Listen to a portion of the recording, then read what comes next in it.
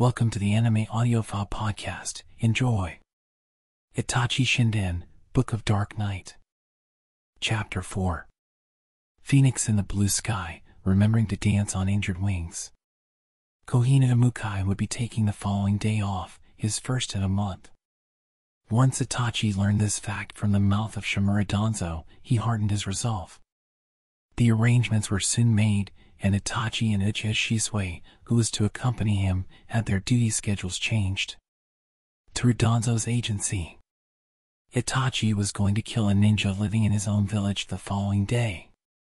Mukai might have been a traitor, but the fact that he was kin to Itachi was unchanged. He was a comrade from the village. It would have been a lie to say that Itachi wasn't reluctant to kill the man. But this mission was more critical than any he accepted thus far in his life as a ninja. He could not refuse. Itachi kept very much in mind the fact that Mukai was a traitor. The man had been talking with Kiri in secret and had leaked crucial confidential information about Konoha. Thinking about this helped Itachi set aside his feelings of guilt. "Everything's ready." A cheerful voice interrupted his meditations. "Just like you told me, I put it out there." His little brother smiled. Itachi returned a grin. They were in the middle of the woods. Now that he knew the mission would be completed the next day, Itachi was taking a break, and Sasuke had begged him to join him for some training. In amongst the close-standing trees, Sasuke had hidden targets marked with double circles. And quite splendidly, Itachi couldn't see a single one of them.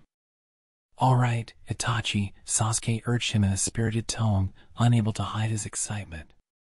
Nodding, Itachi grabbed his kunai. Once he had wedged one in between all his fingers, he had exactly 8 in his hands.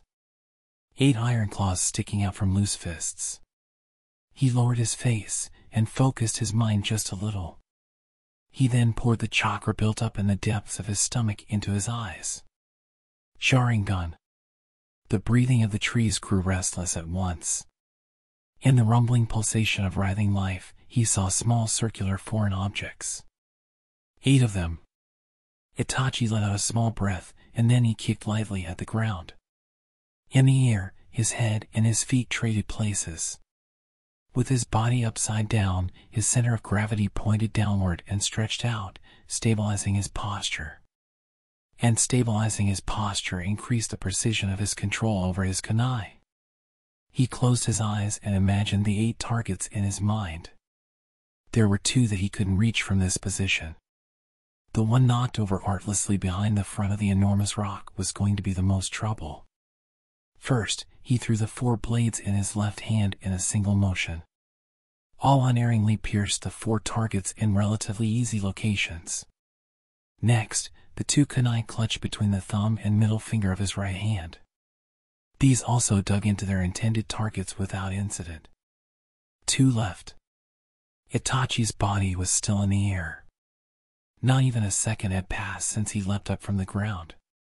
He switched the kunai held between his middle and ring fingers to his left hand.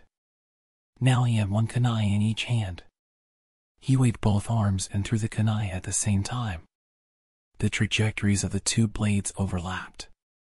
They collided in midair with a sharp clang, and then bounced off each other to fly off in unexpected directions. He landed, his Sharingan glowing with a crimson light.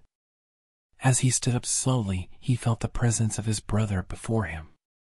Sasuke had hidden himself behind a tree to avoid danger, but now he popped his head out suddenly. He seemed dumbfounded at Itachi's skill in hitting all the targets. Sasuke's mouth hung open as he stared at the rock before him, the location of the most troublesome target. Naturally, Itachi hit that one too. He had made the last 2 kunai collide, and changed their trajectories, to that end. "Wow! You even nailed that target in the blind spot behind the rock." Sasuke flew out from behind the tree. He was clutching kunai in both hands. He was in such high spirits after that display of his big brother's skills that he was practically beside himself. "All right. My turn. Sasuke, we have to go." Sasuke was practically pulsating with excitement, but he stopped abruptly. The face he turned toward his brother was thoroughly displeased. "You promised to teach me new shuriken techniques." He glared at his brother in protest. Itachi had indeed promised. But he had more than fulfilled that promise with what he had just shown the younger boy. "I've got kind of important mission tomorrow. I have to get ready." Mostly mentally. His little brother turned his face away and pouted. The cool eyes beneath the furrowed brow were twisted up as if he were about to burst into tears. "You're a liar, Itachi." Sasuke wasn't angry that Itachi hadn't taught him a new shuriken technique. He was angry because his time with his big brother had been cut short. If possible, Itachi would have trained with Sasuke to his younger brother's heart's content. But the mission the next day was not a simple one. He couldn't neglect his preparations. He wanted to cry, too. His little brother turned his face to the ground, even as he peered out at Itachi with resentful eyes. Itachi waved him over, and the clouds on Sasuke's face were instantly cleared away. Happy footsteps ringing out in the forest, Sasuke raced over to him. "Sorry, Sasuke." "Another time," he said, as he popped his index finger up and poked his still-moving little brother in the forehead. "Oh!" Sasuke closed his eyes and cried out, his progress thwarted. He looked up at Itachi, his mouth turned downward on one side. Whenever Sasuke got this look on his face, Itachi knew he was planning something. "Check this out." Crossing both arms and readying his kunai, Sasuke smiled boldly. Yeah. Before Itachi had the chance to stop him, Sasuke was flying toward the target. "Hey! You're going to hurt yourself," Itachi shouted, while before his eyes, Sasuke twisted his ankle and plunged magnificently into the ground, head first. On the way home, carrying Sasuke after he hurt his ankle, Itachi walked toward the Uchiha compound in Konoha. Feeling the warmth of his brother on his back, the quiet time together passed peacefully. Sasuke's aura sent out faint ripples. Itachi stopped and looked at his younger brother over his shoulder. "What's wrong?" "This is where father works." Konoha Military Police Force Headquarters, Itachi answered his brother matter-of-factly, looking up at the massive concrete building, constructed with a circle as a keynote. "This has been bothering me for a while," Sasuke continued, sounding rather grown up. "Why is the Uchiha clan crest in the military police force symbol?" "You noticed that, huh?" "Of course," Sasuke replied, straightening up. Itachi's mouth naturally stretched into a smile. "Right. Well, basically, our Uchiha ancestors organized and founded the military police force. That's why they integrated our crest into the symbol for the organization. The Uchiha clan has handled and maintained public order in this village for a long time. The crest is proof of our proud history," Itachi explained, avoiding difficult words as best he could in his attempt to fulfill his brother's desire to learn anything and everything. Sasuke listened silently. Right now, the Uchiha clan is smaller, but even now, basically all of us belong to the first squadron here and contribute to maintaining public order in the village. There were exceptions, like Shisui. Itachi had heard that the ninjas of the village had made an appeal, praising Shisui's superior talents. If Shisui were to join the military police force, his interactions with ninjas outside the military police force would have been severely curtailed, and he would have been completely contained within the Uchiha clan's framework. Due to entreaties from ninjas in the village who feared that outcome, Shisui had been assigned missions out in the field. However, Sasuke didn't need to hear all that, so Itachi abandoned that line of thought. The only ones capable of cracking down on ninja crime are even greater ninja. And the only one capable of bringing to a close battles started by other ninjas is an even greater ninja.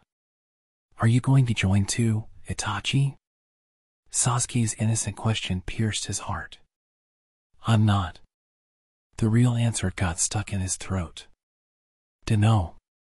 We'll have to see." He could never tell his little brother about joining the Umbu for the sake of their clan and how dissatisfied they were with the village.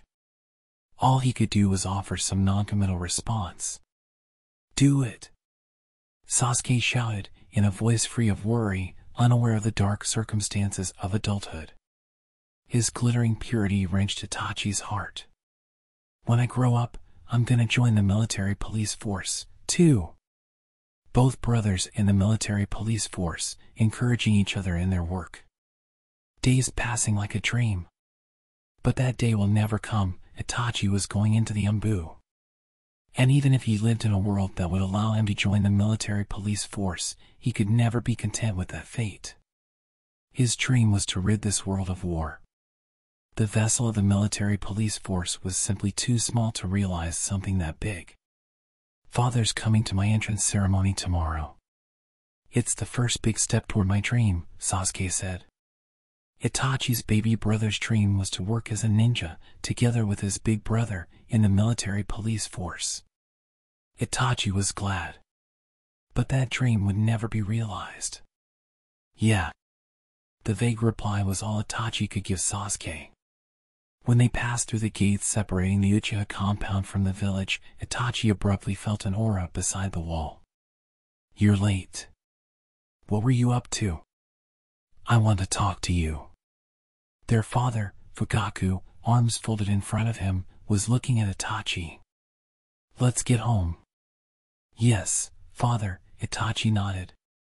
Their father started walking straight toward their house with a confident stride, and Itachi moved heavy feet to chase after him, his little brother still on his back. When had he become annoyed at facing his father like this? He knew the answer. But he didn't want to acknowledge it. His father's room. Their father sat with his arms crossed before Itachi and Sasuke, sitting alongside each other. I'm told it's tomorrow, Fugaku said abruptly. Itachi stayed silent, feeling his heart start to pound in his chest. He knew what his father meant. Fugaku was talking about the assassination of Mukai the following day. That was what was making Itachi's heart beat faster. Exactly how much does my father know? And who did he hear about the mission from? Itachi had a vague answer to the latter question. It had to be someone close to Danzo. But why had Danzo leaked information about the mission to his father? Doubt called up more doubt, stirring up Itachi's heart. That's my boy. It's only been 6 months since your promotion to Chunin, and you've already come so far. Itachi looked at his father silently, and Sasuke turned worried eyes on his older brother. Tomorrow is a special mission, and I've decided to go along. Itachi's heart pounded more fiercely than it had all day. But the rocking of his brother's heart next to him was many times fiercer. Their father's head was filled with the clan, and he had forgotten exactly how important the next day was for his younger son. Anger toward his father welled up in Itachi. If you succeed in this mission, Itachi, your entry into the Umbu is basically secured. Fugaku looked at his silent son, his eyes dyed crimson. You know that, yes, Itachi was only allowed to take one person on the Mukai assassination. He had also already told Danzo that Shisui would be that one person. The fact that his father didn't know this meant that he didn't know the particulars of the mission. He had likely only been told the day the mission was to be carried out. Fugaku despised the village, and here he was being toyed with by information brought in from the village. His father seemed so pitiable to him, Itachi could hardly stand it. A mission that required him to be ready to die. It had to be Shisui by his side. He would not allow his father's interference. You don't have to worry so much. Besides, Itachi looked at Sasuke. Even though he was likely on the verge of bursting out into loud sobs, his wise little brother was pushing back his own feelings and smiling. It's all right, Itachi. He felt as though he could hear Sasuke's voice in his head. A smile spread across Itachi's lips, and he put his words into his eyes. Tell him. Tomorrow is a big day for you, right? He gave the smaller boy a push with the power in his eyes. Dad. Tomorrow's mission is a very important one for the Uchiha clan. His little brother's courage was shattered by the hard words of their father, his mind focused on nothing but the clan. Sasuke lowered his head, a frozen look on his face, as he desperately held back his tears. Itachi's anger toward his father surpassed his limits. Was the clan that important? Did he not care about Sasuke? All that Itachi saw in his father's eyes was the future of the clan. The man hadn't given a single thought to the fact that his elder son was about to go on a possibly fatal mission. And he didn't even see his younger son. How could he ever win against Konoha with such a narrow outlook? Itachi hated all of it. "You know, I'm not going on the mission tomorrow, after all," Itachi said. "Have you lost your mind? You know how important tomorrow is." "What on earth are you saying?" "I'm going to Sasuke's entrance ceremony at the academy tomorrow." His father caught his breath. At that moment, for the first time, Fugaku remembered what Sasuke was doing the following day. This, too, made Itachi so angry, he could hardly stand it. It was sad. It's customary for relatives to attend. You must have gotten the notice. Father, Itachi was serious when he said he was abandoning the mission. Those words came from the bottom of his heart and were no lie. His father tried to understand this. After a fleeting silence flowed through the room, he let out an exasperated sigh. "All right. Enough. I'll go to the academy." Fugaku then stood and walked toward the dinner table, where their mother was waiting. Itachi and Sasuke followed him out of the room. From the garden came the dry sound of the bamboo rocker arm of the Shurshuradoshi clacking against the stone. Itachi knew that now that he had said all that, his father would absolutely go to Sasuke's entrance ceremony. His son's entry into the Anbu was the first step toward realizing the dearest wishes of the clan. He couldn't make a mess of it over Sasuke's entrance ceremony. It was precisely because Itachi couldn't have his father come along on the mission that he had seriously intended to go to Sasuke's entrance ceremony. And being sick and tired of everything, wanting to go to the academy, none of that was a lie either. But still, he couldn't actually give up on accomplishing the mission with Shisui. Joining the Anbu was not a foothold to realizing the dreams of his clan. It was a modest step toward realizing his own dream of becoming the most skilled ninja in the world in order to get rid of all fighting. He had no intention of giving up on that. And to that end, he had used his little brother. He despaired of himself. Although it had been decided that their father would take part in the entrance ceremony after all, Sasuke seemed to feel responsible for the stormy air between Itachi and Fugaku, and he trailed quietly behind his older brother. Itachi looked at him over his shoulder, and hiding his own feelings of guilt, he said, "Make sure you really ice that ankle." Did his face stiffen up as he smiled when he said that? He hoped not. "All right," his younger brother replied, a complicated look on his face. Itachi had no idea what to say to Sasuke at that moment. End of part 3. Thank you for listening. Remember to like and subscribe for lots more.